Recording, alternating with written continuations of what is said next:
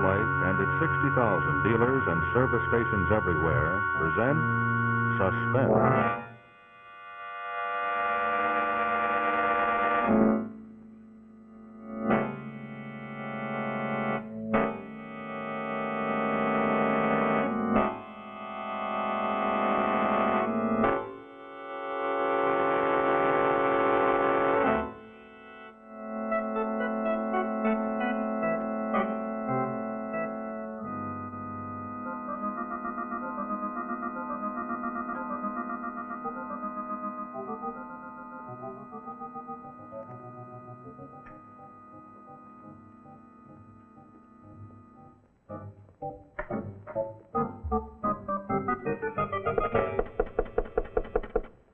Yes, come in.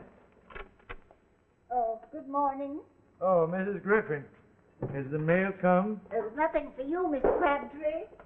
Oh, well, I suppose the rest of these applications will be just so much chaff in the wind, too. Well, that's what I came in about. I was wondering if we could have a little talk. Yeah, I know. The rent, eh? More serious than that. Eh? I've decided I need the apartment, Mr. Crabtree, so please take this as 2 weeks' notice. Mrs. Griffin, this is my home. I've lived here for 15 years. Your last year and a half practically rent-free. Yes, but you understand that you'll get it all eventually as soon as I get a job. You've been promising that for months. I can't gamble on it any longer. Yes, well, I don't know what further to suggest. You know that I have to meet my daughter's sanitarium expenses every month. They've got to be paid. My bank account is zero. I've borrowed to the limit on my insurance. And I've lost everything. I've nothing more to pawn. Well, then it's high time you cut your coat according to your cloth. I do. I deny myself everything. I walk everywhere. I don't even smoke anymore. Oh, trivial expenses, Mr. Crabtree. There's one major item you could cut down on. You could bring your daughter Anne home from that expensive sanitarium. There are state institutions that take care of mental cases for nothing. Never. I'll never send her to one of those places. She would die. I know she would. The doctor told me that only expert care and understanding treatment would pull her through. Well, you can't pay for those things any longer with your rent money. I don't want to behave like a dragon. We'll make it 4 weeks' notice if that will help any. But in 2 weeks I shall have to show the apartment to prospective tenants.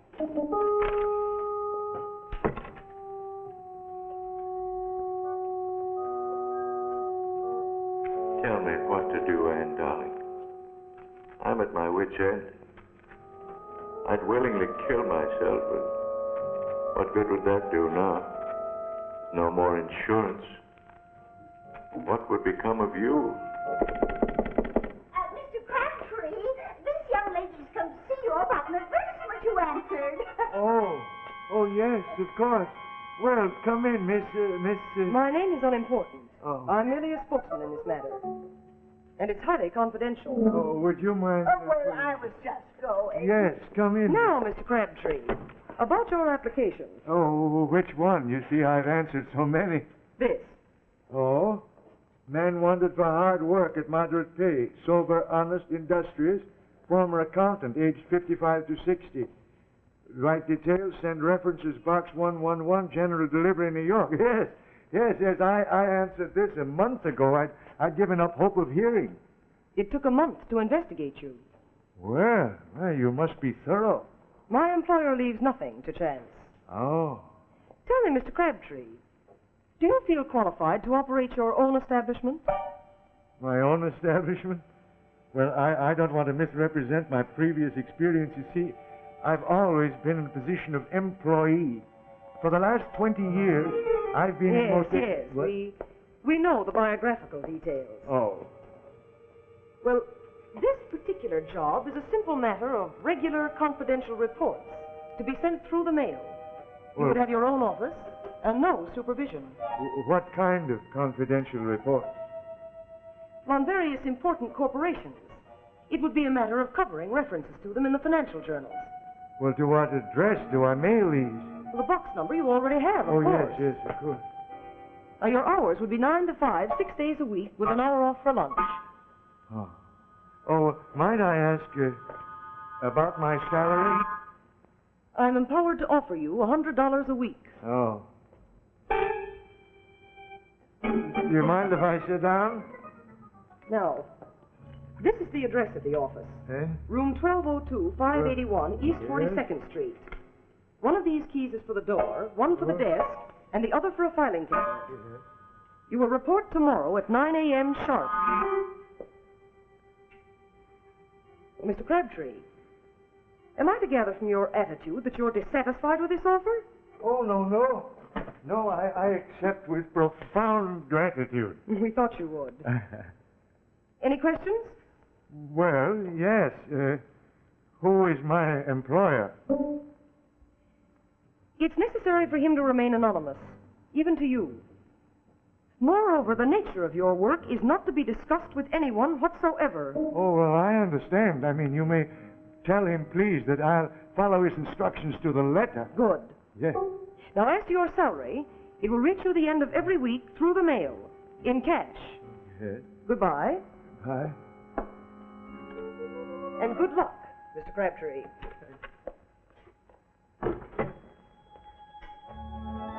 I can't believe it. It's going to be all right, and now you will get well. Hello, darling. Is it all right for me to talk? Good. I just couldn't wait to tell you. It went off perfectly. My dear, he's ideal, just exactly what we've been looking for. I put on such a marvelous performance, he hasn't any idea it isn't a bona fide job. Yes, I'll phone the building right away and tell them to put his name on the office door.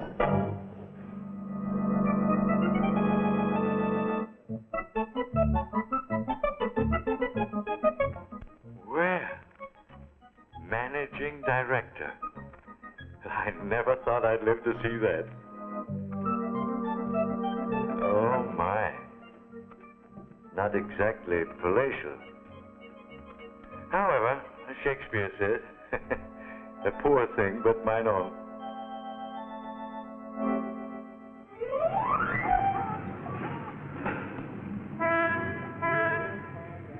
Bird's eye view of termites scurrying to work. Yeah, this makes me dizzy. Besides, it's very cold.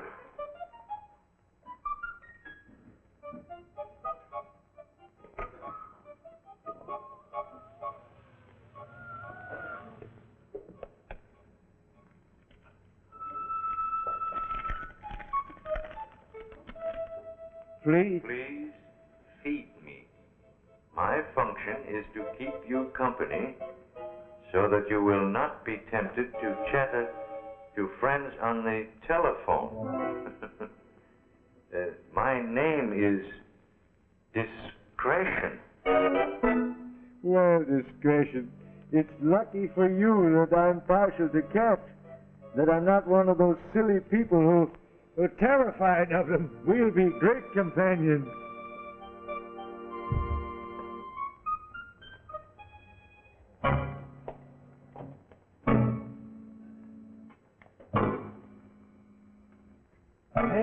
Nailed to the floor. That's odd.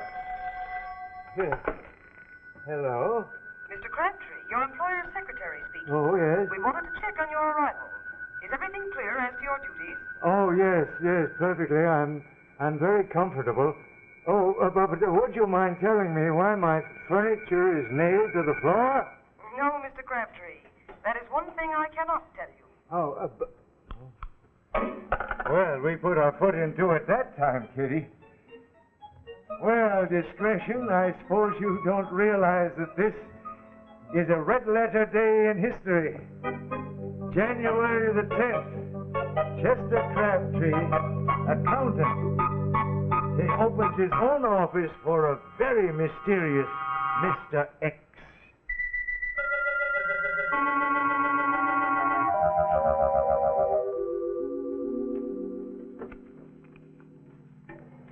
Well, listen to this, Pussy. Some optimistic person wants me to contribute to a fund for the revival of the 18th Amendment. Yes, come in. Mr. Crabtree, I give you one guess as to who I am. Oh, could you be my employer, sir? I always think of you as Mr. X. You may continue to call me that. Oh, thank you. Well, I'm very proud to make your acquaintance, sir, at long last. Won't you take my chair, sir? I'm afraid it's the only one. And it's not through an oversight, Mr. Crabtree, that it is the only one. Oh. It's malice aforethought. A small detail in an elaborate plan, but I'll explain all that in its turn. Yes. I find it very stuffy in here. Oh. Open the window, will you? Yes, sir. From the bottom. And wide. That's better. I think we should always fill our lungs with fresh air when we can, Mr. Crabtree. They can so easily cease to function. Yes, sir. Well, Mr. Crabtree, I believe in coming to the point without preamble. You are content with your job and your salary? Oh, yes, sir. I've never been so happy, sir, and I hope that my reports have met with your satisfaction. I haven't read them. I burned them on arrival, unopened. You what? You burned them? It comes as a shock to you to discover that their real function is to lull you into a state of security. False security. Well, sir, I must say I don't follow you, sir. Well, you have actually been employed by me for work of a very different nature. What sort of work, sir? I want you to help me to dispose of a personal problem. Oh, well, naturally, I'd do anything to be of help. Anything? Then tell me, Mr. Crabtree, how would you go about killing a man? I, sir? Yes, that's why I've hired you. To carry out a very ingenious murder.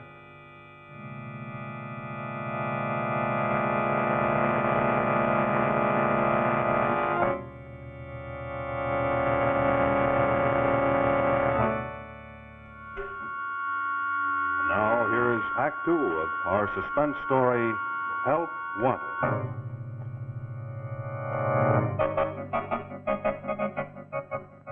I gather from your stony silence, Mr. Crabtree, that the idea of taking life is repugnant to you. Well, sir, I am an accountant, not an assassin. I've never even dimly contemplated such an action.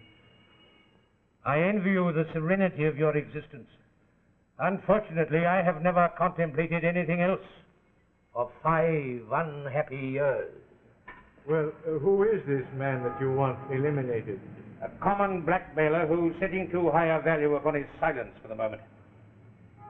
He is my wife's first husband. When we married, she thought him dead. We have 2 children who will become illegitimate if he prosecutes for bigamy as he threatens. I occupy a public position of great trust. Such a scandal would ruin us. It must not be allowed to happen.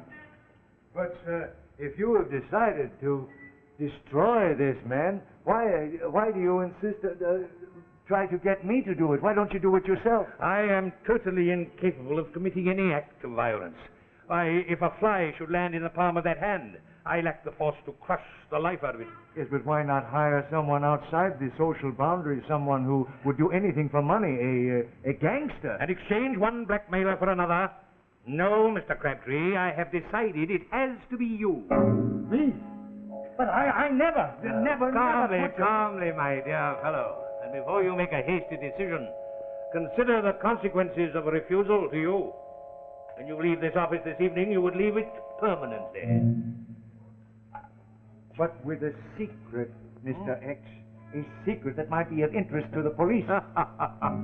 Oh, forgive me, my dear fellow. Forgive me, but I was visualizing the scene when you go to the authorities with this story of the fantastic demands made upon you by an employer who does not exist. Yes, sir, but this office, all the subscriptions to the magazines, you paid for everything. Through the mail, by cash, in your name. But then you inserted the advertisement in the newspaper. Anonymously. Of course, it would not be impossible for you to discover my real identity. But it would only lead you to an institution for the mentally deranged. Hallucinations, my dear fellow. But the lady who engaged me in your behalf was no hallucination. Quite correct, Mr. Crabtree. She was not. That was my wife. Disguised, of course. And I do not think even your landlady would recognize her again. Well, I still don't understand why you want to pick on me. Then I will explain. My advertisement was intended to attract the man to whom a steady salary might mean a matter of life and death. I examined numerous replies. You seem to me to be the ideal candidate, for to you, a steady salary is a matter of life and death. Well, if not to you, at least to your daughter. What good would I be to my daughter if I went to the chair for murder? You underestimate my ingenuity. My plan is foolproof. For example, this cramped office was found after a weary search as perfect for our purpose. The exact spot in which this desk is placed was carefully selected. It has even been nailed to the floor to make it impossible to move it. Now observe. When you are seated at this desk, a visitor is confined to the space you occupy now at that window. Within the hour, the man we have been discussing will come through that door. He will stand there with his back to the open window, as now. He will ask you for an envelope containing a contribution. You will hand him that. Being a methodical man, he will place it in the inner pocket of his jacket. Every time I've paid him for the last 5 years, he has never failed to do exactly that. The psychological moment, when his hand is in his pocket, he will rise swiftly. One good thrust and he'll be through that window to his death. No! No! A second or two later, you will close the window and quietly resume your work. Yes, but someone will find him. Yes. The police. Yes, they will find an unfortunate individual who has jumped from the roof above you. They will know it's not a suicide because the envelope you gave him will contain a note, not the money he anticipated. The note will explain the reasons for his sad demise and offer a pathetic apology for the inconvenience he has caused.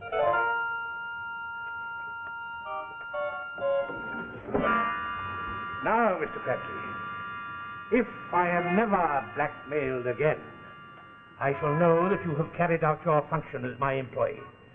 You will become one of my confidential supporters, and you will retire at the age of 65 with a generous pension for life.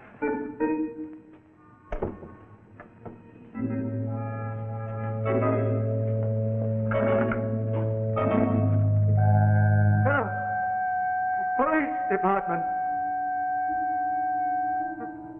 Why don't you bring your daughter Anne home from that expensive sanitarium? There are state institutions that take care of mental cases for nothing. In 2 weeks, I shall have to show the apartment to prospective tenants. Mr. Crabtree, I am empowered to offer you $100. $100.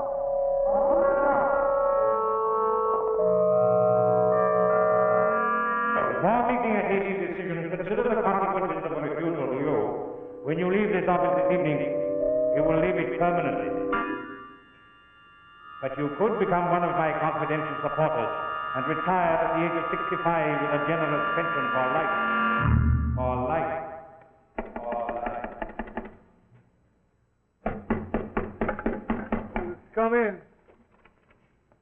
Mr. Crabtree, Yes. I am hoping, sir, to obtain a contribution from you. Sir, it is my... I know. I know. I have it here. Thank you. That's most satisfactory.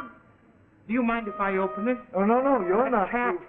You're... Keep him away from me. Cats terrify me. Please don't let him come near me. Please keep him away from me.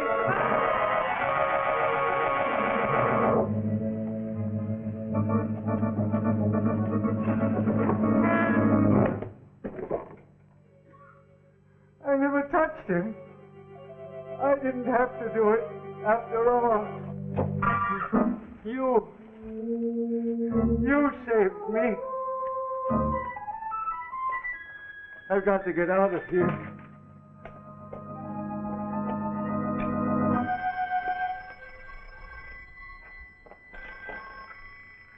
Hello? Yes, this is Crabtree. I was standing at the opposite corner at the end of the block. I saw a man fall from the 12th floor.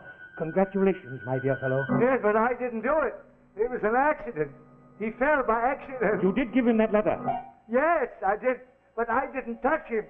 He saw my cat and he became terrified and he backed up and he fell down. But, my dear Crabtree, I hope you are not going to spoil everything when it is all going so splendidly by losing your head. It would be most unwise to tell that, shall we say, cat and bull story to the police. Now, you heard nothing. You saw nothing. Go on quietly working at your reports. Yes, sir. Sir, but sir!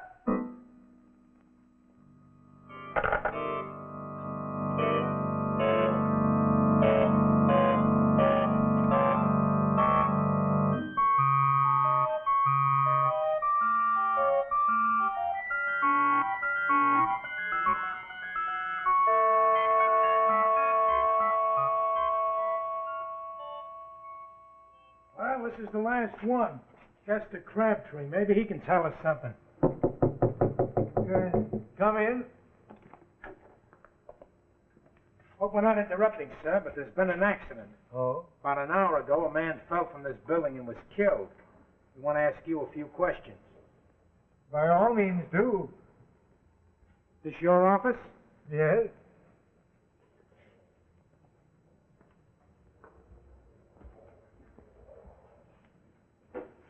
Been in it all morning? Yes.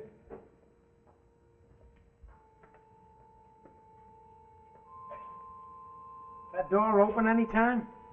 No, I always have the door closed when I work.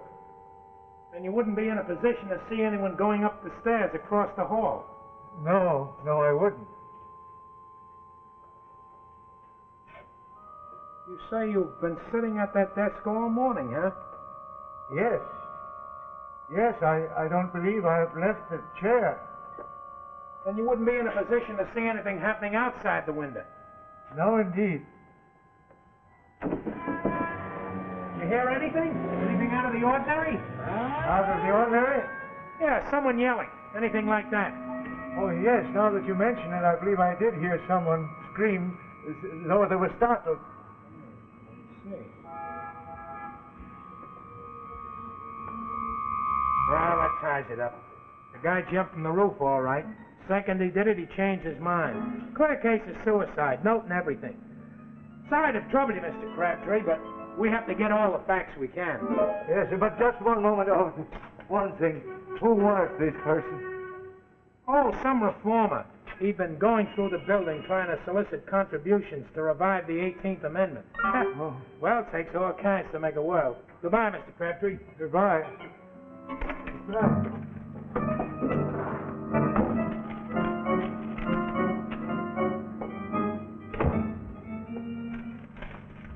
Mr. Crabtree, Yes? I've been informed by a certain party that you have a contribution for me. Oh. No. No, I gave it to the... No, sir. I have nothing for you.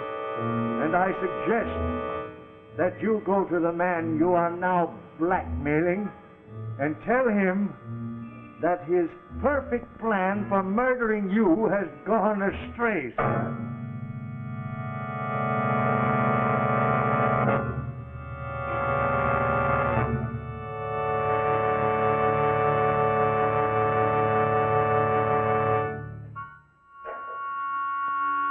Next week, we'll bring you another gripping story of suspense entitled Stolen Empire. Also, be sure to listen to Suspense each Thursday night on the radio. And now, good night from Auto-Lite.